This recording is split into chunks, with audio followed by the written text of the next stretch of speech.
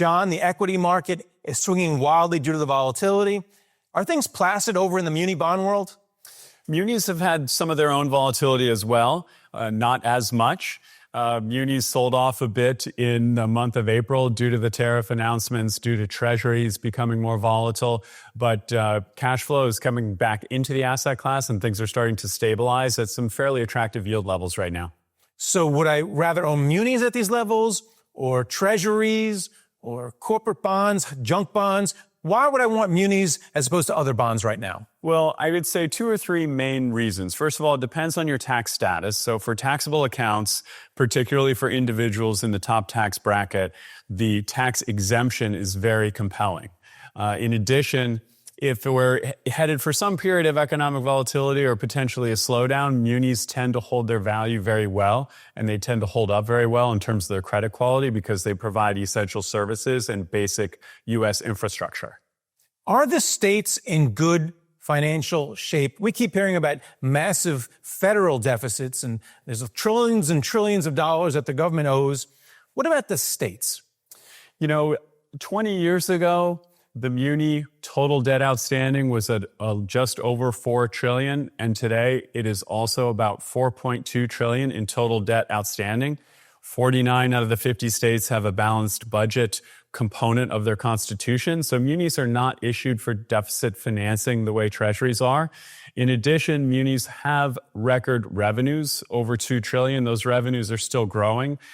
Credit conditions are a little bit lagged because they're collecting revenues from the economy based on 2024, personal income taxes being collected in April, for example. And they're going into this period in 2025 in overall very good shape with record levels of cash on hand.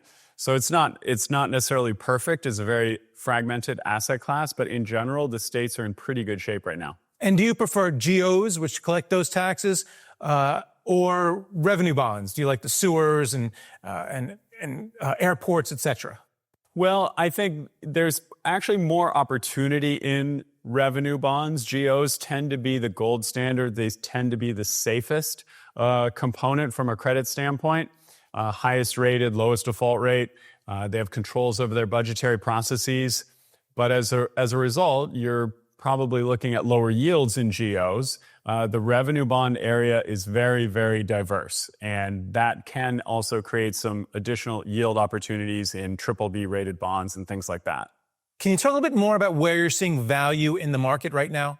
At today's levels, both on absolute yield basis and in comparison to treasuries, we're at trading around the highest yields in 20 years, just on an absolute yield basis. If inflation is coming down, the after-tax, after-inflation entry point that you're looking at from a yield perspective is very good. Now, within the municipal bond market, BBBs have widened out to wider spreads. Airports, for example, have widened out. JFK Airport is in the neighborhood of 5.7% yield for longer duration.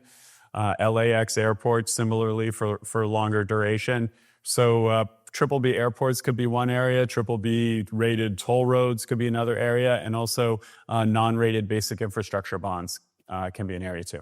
And then finally, are there any munis that you're avoiding? For a long time, people were wary of Illinois and Chicago, even New Jersey for a while. Is there anything that you're wary of? It's really about valuation of those names relative to their credit trends. I would say Illinois and Chicago have had a really nice rebound, but might be sort of fully valued right now. Similarly to Puerto Rico, has had a very nice rebound, but now I'd say is more fully valued. So we don't ignore them flat out, but we wait for better entry points. All right. Well, thanks for coming on and talking about it. Thank you.